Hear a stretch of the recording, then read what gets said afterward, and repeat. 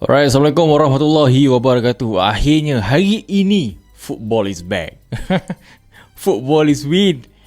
Hey, penat lah layan World Cup ni. Akhirnya guys, selepas 104 game dalam FIFA World Cup tahun ni pagi tadi berakhir segala-galanya. Sebulan lebih, dekat 2 bulan juga. Boleh kira dengan jari 2-3 hari je aku free. Boleh kira dengan jari berapa jam je tidur sehari. Lagi-lagi daripada group stage ke quarter final. At last lepas ni boleh lah aku adjust tidur aku semula. Ini pun waktu rekod ni aku belum tidur lagi ni daripada semalam.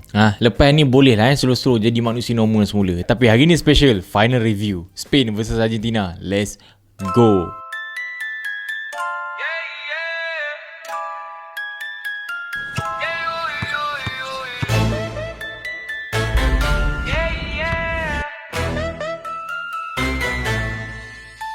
Tiada hal, tiada takut, magenta menyala. Masa hadapanku I no lag, no cap, we clear, say yes. The future's here, city glow in magenta tones. A-minds connected zones. From KL nights to island days, signal strong, we light the way, yes.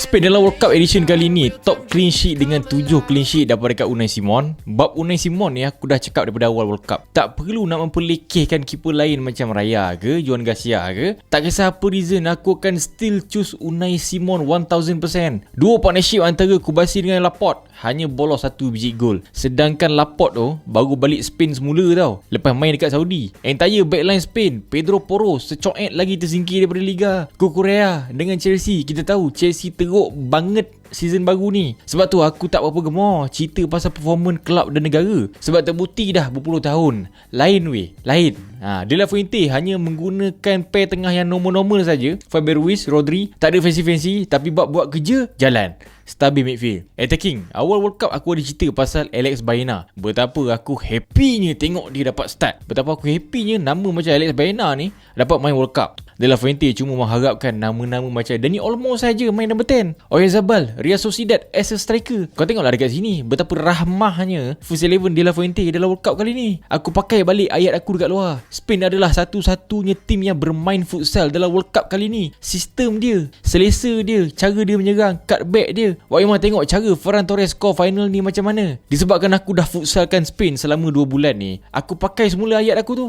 Dan banyak kali juga aku cakap antara petanda baik untuk Spain apabila Kukurea tu bermain ataupun berada di tengah ataupun di bahagian hadapan untuk Spain. Kalau Kukurea berada dekat situ, petandanya bagus lah tu, menang lah tu, champion lah tu. Dia lain lah Kukurea ni, dia punya impact tu lain macam sikit. Dia tak sama dengan yang lain. Kalau kau tengok gameplay Spain kau tahu lah. Dan untuk Argentina pagi tadi ada 4 faktor diorang final ni. First thing first, aku kena cakap yang serangan diorang memang mati pucuk.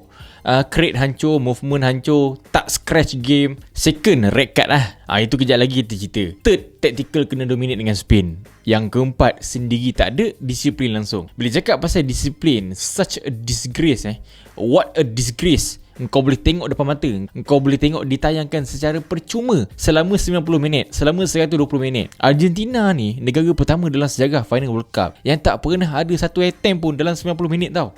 What a disgrace. Kalau nak compare final dan nak kecilkan skop sikit supaya korang tak rasa berat sangat, rasanya Arsenal punya final lawan PSG baru ni yang itu lagi better daripada Argentina punya final tadi tau. Sebabnya secara fakta, first half Arsenal yang nampak teruk tu 3 shot, 1 big chance. Argentina first half zero semua benda. Second half Arsenal dalam final UCL ada juga 1 shot. Argentina full 90 minit semuanya 0-0-0. Kalau kau dial 0-0-0 tu dah boleh buka luggage tau. Dan the only 2 shot Argentina dalam final World Cup ni datang hanya selepas bila tau, minit ke 117. Itu pun zero big chance, itu pun negative XG. Adakah mereka fokus jadi Undertaker dan Stone Cold saja selama 117 minit tadi? Benar, itu adalah tepat belaka. Itu adalah akibat sepanjang tournament ni engkau bermain MMA ataupun kau turun bermain UFC. Kau bayangkan budak-budak MMA dengan UFC pun pening kepala tau. Dan dalam final ni kau bayangkan dia punya insiden banyak ya Robbie McAllister secara random merebut bola guna tangan. Lamine Yamal kena tunggang, dah serupa unta padang pasir dah aku tengok. Belakang betih Yamal tu aku tengok dah macam stand EX5 dia buatnya. Rodri dihentak di belakang. Bila Rodri terbaring injured, depan pengadil Merino dengan Dani Olmo pula nak dipijaknya. Messi dispossess the Rodri shoulder to shoulder.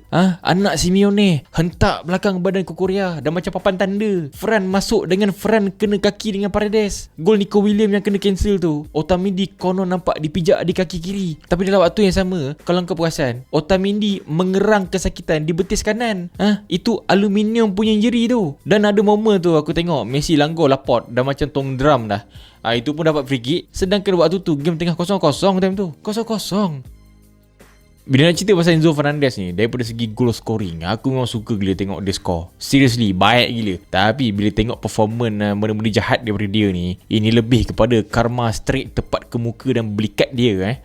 Enzo player kedua paling tinggi kena possess dengan opponent dalam skuad Argentina sepanjang tournament. Dan Enzo adalah player kedua Argentina paling kerap hilang bola dalam World Cup. Tapi total cut sebelum final berapa? 0. Sedangkan Enzo ni satu-satunya player Argentina dengan total fouls paling tinggi dalam World Cup tau. Banyak kali dah kalau nak tahu, member kita ni terlepas. Tapi selepas perit-perit muka dibuat, selepas muncung tu dibuat, masuk je final ni, hilang bola dekat 10 kali, karma hit secara brace, 2 yellow, 1 red card. Sedangkan Pau Kubasi tu tinggi menunjang tau. Tapi Kubasi tu boleh terbalik. Dan macam lori accident tengah padang, member terpusing 360 darjah tau. Referee yang 50-50 boleh percaya ke tidak ni pun akhirnya tak gabun. Walaupun ada banyak momen dalam game yang sama, memang referee tu pun gabun juga. Enzo tak nak keluar padang. Dan player Argentina dalam waktu yang sama secara rakus nak ref tengok VAR. Dan dalam waktu yang sama, ada cubaan Messi untuk memancing Korea. Itu pun kelakar juga tu. Macam mana player Argentina ni ada sahaja idea yang jahat-jahat, idea yang pelik-pelik dalam waktu yang sama. Itu rare weh. Lepas tu kita tengok, selepas saja full time tiup je whistle, player Spain tengah berlari masuk ke padang nak celebrate. Molina letak tangan nak mencetuskan provokasi melampau terhadap Rodri tu. Dan seterusnya mereka berlaga dada sampai tahap apa? Paredes tu nak bertumbuk dengan Gavi, dengan Eric Garcia. Eric Garcia dah macam gelandangan tau dia layannya. Gavi tu dah macam budak umur 4 tahun kena bully. Thiago Almada yang umur 25 tu pun lagi berakal tak daripada Paredes. Kalau kau tanya aku, siapa yang aku paling kesian dekat sini, situasi ni? Zanetti, coaching staff dengan Scaloni lah. Aku ni aku terang cakap, aku memang respect Scaloni ni. Aku suka pendekatan dia daripada dulu. Aku dah cakap, tapi World Cup kali ni nampaknya memang berbudak Argentina ni memang daripada first game lagi tu yang lawan Algeria tu sampai ke sekarang ikut kepala sendiri nak main agresif secara terlampau ni. Secara jujur kalau kau tengok mata kasar, tak tahu kabel apa diorang pakai weh. Type C ke Type D ke, tapi cara diorang buat foul macam tak ada rasa bersalah langsung tau. Tak ada bersalah langsung. Ni bukan satu game, ni banyak game. Kau bayangkan Scaloni, Zanetti elok tapi player ni dah macam tak ada undang-undang tu satu, tribal tu satu. Diorang main dah macam tak ada rules sampai kita tengok daripada level ke level dah tak pelik dah. Ada satu momen Yamal tengah dribble dekat wing kanan, kau tengok Tagliafico ubah game bola ni yang kita sayang ni, football ni, secara sukarela kepada game kabadi tau, yang India duk main tau. Sampai terangkat Yamal kena kabadi dengan Tagliafico.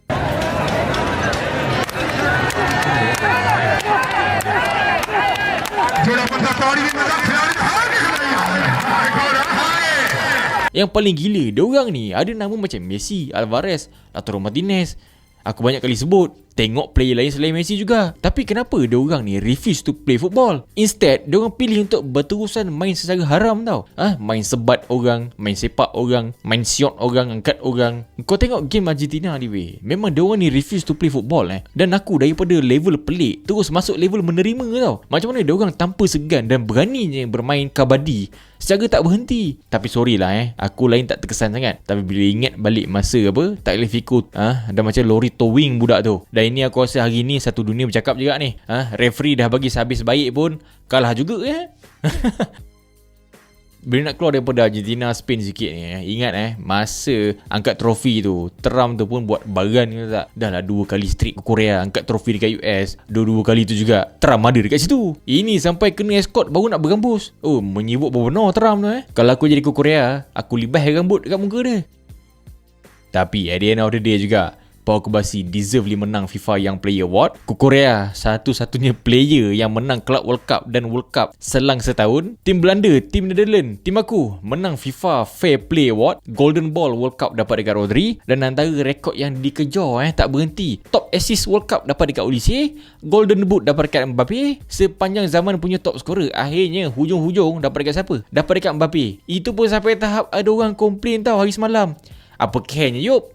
main satu lagi game untuk tempat ketiga. Third place World Cup tu memang dimainkan sepanjang zaman. Dah dekat 100 tahun main macam gitu. Acik gila third place England lawan France tu. Ada orang komplain, itu nasib baik Maguire tak main tau. Kalau tidak, confirm top scorer slap head daripada kat Maguire punya. Tapi bila cerita pasal Maguire ni, apa punya tangkal aku tak tahu pula. Kau bayangkan Maguire yang hebat macam gitu, patutnya level dia main dekat final. Tapi Maguire dalam World Cup kali ni, kau tahu dia buat apa? Dia jual pelekat je tau. Muka macam Maguire tu jual stiker. Menyirap betul rasa. Akhir kata, Felicidades España, venciendo Argentina, que no paró con la ayuda del árbitro, España ganó. Estoy feliz. Janji aku predict Spain menang. Jadi aku predict Ferran Torres score jadi. Dan itu yang terjadi. Siapa yang support Spain final tadi, celebrate kat bawah guys. Until the next one. Ingat mana-mana yang baru tengok Forest video, make sure korang tekan subscribe button dekat tepi tu, like, share. I'll see you in the next video. Aku Bro Hans. Thanks for watching. That son of a bitch! Why, Triple H? You son of a bitch! Why? Tell me why! Damn Triple H! Damn his soul! You son of a bitch! Don't you hit her! Don't you hit her! You cost off to the title, you bastard! He's gonna rot in hell for what he did here tonight.